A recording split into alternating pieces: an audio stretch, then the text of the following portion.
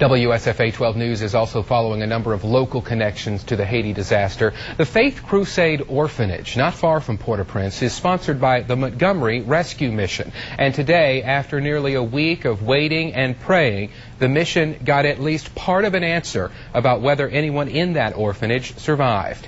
WSFA 12 News reporter Brian Henry continues our Team 12 coverage.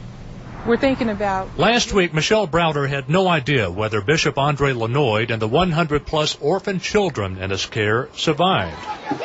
With little or no communications coming out of Haiti, Browder had no choice but to wait it out. We don't know anything as of yet. Today, a breakthrough. It was frantic. A frantic call this morning from the bishop himself. Browder says the call lasted about a minute, but there was a lot of static. Trying to hurry up and try to tell them that he was okay, and to also let them know that they needed much supplies, and he was going to try to email the mission and let us know exactly where he is and what exactly they needed.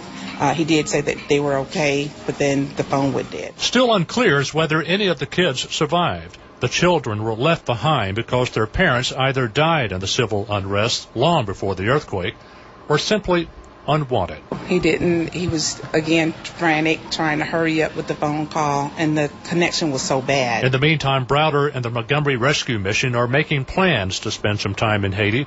They have a meeting on Tuesday to make arrangements to take all the donated clothing and water to the country. Browder is, in fact, prepared to accept what she will see because she's seen it before. You know, I worked in Mozambique.